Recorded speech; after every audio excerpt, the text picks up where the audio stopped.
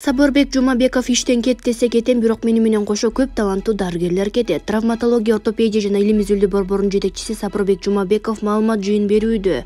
Анда министрдин ага карата дооматтарына жооп берди. Алымкадыр Бейшеналиевдин дооматтары жеке инсандык таарыныш деп сыпаттады Жумабеков. 6 жылдан бери асылып келе жатат. Азырда кайра текшерүүлөрдү жөнөтүүдө. Майда чүйдө нерселер болот албетте. Алардын жыйынтыгы менен эч бир олуттуу нерсе тапкан эмес. Текшерүүчүлөр өздөрү айтууда. Кайсы коррупция тууралуу айтып жатат билбейм, ал эми жердештерди чогултуп алды дегени боюнча пайыз менен алганда бул жерде иштеп жаткандардын 5-7% таластыктар. Азыр көп орундар бар, келишсе ала беребиз, ким болсо дагы, дейт Жумабеков. Андан сырткары эгер аны кызматтан кет деген буйрук чыкса, кетүүгө даярдыгын айтты. Биз расмий жыйынтыкты күтөбүз, эгер иштен кет деген чечим чыкса кетем. Бирок мен эле эмес, бул жердеги таланттуу дарыгерлер да мени кетирсе кетебиз деп айтышууда, деди Жумабеков. Кечээ саламаттык сактоо министри Алымкадыр Бейшеналиев кайрылуу жасап, Жумабеков басып алган оорукананы элге кайтаруу керек деген пикирин билдирген. Булак super.kg. Эл чындыкты билсин. Сабырбек Жумабеков Садыр Жапаровка кайрылуу жасады. Травматология, ортопедия жана илим изилдөө борборун жоюп, анын ордуна шаардык клиникалык тез жардам ооруканасын кылып кайра түзүү боюнча аталган борбордун жетекчиси Сабырбек Жумабеков маалымат жыйын берди. Анда мамлекет башчысы Садыр Жапаровка кайрылып, борборду сактап калууну өтүндү. Урматтуу Садыр Нуркожоевич, мен Илим пост катары академик дарыгер катары ушул мекеменин жетекчиси катары сизге кайрылам. Менин кол астында 900 адам иштейт, 500 адам бир күндө жатып дарыланат. Жылына 14 000 адам дарыланат. Бул илимий борбор иштеши керек, өсүш керек. Мунун статусун керек болсо, улуттук илимий борборго айлантыш керек. Азыр көрсөткөн долбоорду сизге да көрсөткөм. Кудай буюрса, мына февраль айында келип өзүңүз капсула салмаксыз. Ал эми министр аны токтотуп койдум деп атат. Мен салдырбайм, мен кылдырбайм деп жатат. Мен себебин билбей жатам, урматтуу президент. Сиздин саясатыңызды колдойбуз. Себеп дегенде сиз өзүңүздүн катышууңуз менен 20 миллион сом бөлдүртүп ушул долбоорду жазаттырдыңыз. Анан келип эле иш токтоп калганына түшүнбөй жатам. Бул илимий борборду сактап калыңыз, иштетиңиз, өстүрүңүз. Эгер жеке мен сиздерге жолтоо болуп жатса, мен бүгүн арыз жазып бергенге даярмын, деди Жумабеков. Булак super.kg. Эл чындыкты билсин. Өмүрбек Текебаев Германиядагы кыргыз элчиси болуп дайындалды. Бул тууралуу Super.kg порталында Үздүк булактар кабарлашты. Маалыматка ылайык Атамекен партиясынын лидери Өмүрбек Текебаев Германиядагы кыргыз элчиси болуп бекитилди. Саясатчынын элчи болгону тууралуу расмий маалымат 3төн кийин таратылат. Буга чейин Super.kg порталына Үздүк булактар Текебаев Германияга элчи болуп дайындаларын буйрук сентябрь айында чыга тургандарын билдирген. Бул боюнча саясатчынын өзү менен байланышканыбызда ал бул тууралуу маалыматы жок экенин айткан. Булак super.kg. Эл чындыкты билсин. Жеңиш Разаков жерди берсе, элибизди аттырса эмнеге жоопкерчилиги каралбайт. Кыргыз-тажик чек арасындагы жаңжалдарга жергиликтүү эл Жеңиш Разаковду күнөөлөп келгени жашыруун эмес. Убагында губернатор, вице-мэр, министр катары иштеген бул эргулдун кыянаттыгы далай айтылып келди. Атургай былтыр баткендиктер президентке чейин арызданышып, Разаковдун тажиктерге жерибизди бергенин билдиришпеди беле. Текшерүү жүрүп, жыйынтык айтылмак, эмгиче кечигүүдө. Аз күн мурда журналист Дырыс Исаковдун репортажында жергиликтүү тургундар Разаковду дагы күнөөлөп чыгышты. Мамат Айбалаев да Баткенден кыргыз-тажик жаңжалы чыкканда кайрадан эле ушул чиновник Сөрөйдүн кедери тийгенин, аксайлыктарды аттырганын айтып берди. Жерди берсе, элди аттырса эмнеге жоопкерчиликке тартылбай жүрөт. Азыркы бийлик Жеңиш Разаковдун ишмердигин тыкыр иликтетип, эгер күнөөсү ашкерленсе, мыйзам алдында жоопкерчиликке тартуу керек. Канчанкыга чейин тайлаңдап жүрөт, элибиздин муңуңдарын ойлойлу. Булак Азия Ньюс газети. Эл чындыкты билсин.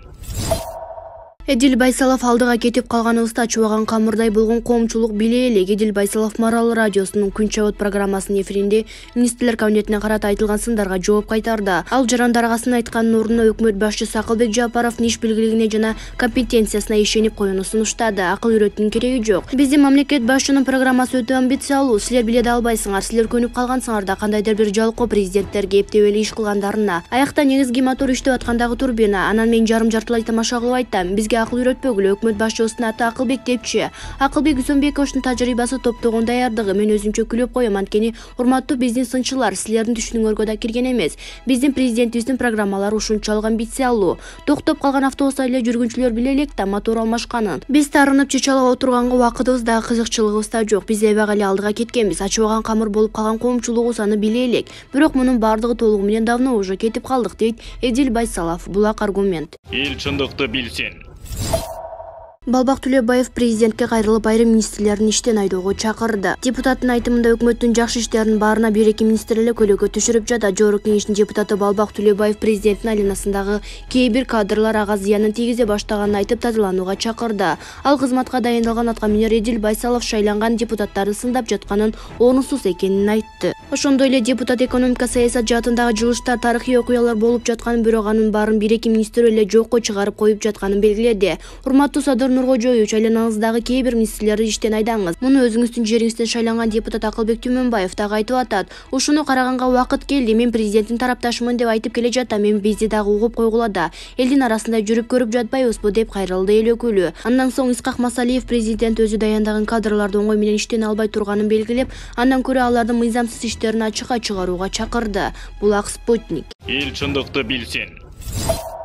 Клара Соронкулова, Жапаров менен Ташиев Бакировага карыздар. Жогорку соттун алдындагы Конституциялык палатанын мурдагы судьясы Клара Соронкулова Вести KG сайтына жогорку соттун төрайымы Нургүл Бакированын отставкага кетиши боюнча комментарий берди. Анын айтымында Бакирова эгемен Кыргызстандын тарыхында болуп көрбөгөн иштерди жасады. Ал азыркы президент Садыр Жапаровду, жогорку кеңештин төрагасы Талант Мамбетовду жана УКМКнын башчысы Камчыбек Ташиевди актоого көмөктөшкөн. Бакирова, Жапаров, Ташиев жана Мамбетов боюнча жогорку соттун акыркы чечими бар экенине көз жумду. Ал даттанууга жана кайра кароого жатпайт, деди Соронкулова. Октябрь окуясынан кийин Бакирова мүчө болгон соттуу коллегия мындай өкүмдөр жок дегендей түр көрсөттү. Ташиевдин бир тууганы да акталды. Мындай учурлар көп болгон, бул мыйзамсыз. Мындай чечимдерге эртеби кечпи жооп бериш керек. Ошондо да жогорку соттун төрайымына отурары анык болчу. Бул жерде алар мурдагы төрага Гүлбарак Алиеваны кантип кызматтан алганын эске сала кетели. Алар аны кетүүгө мажбурлап, анын үстүнөн козголгон ишти бурмалашкан. Кошумчалай кетсек, Соронкулова Бакирова кайрадан жогорку соттун төрайымы болуп дайындаларын жокко чыгарбайт.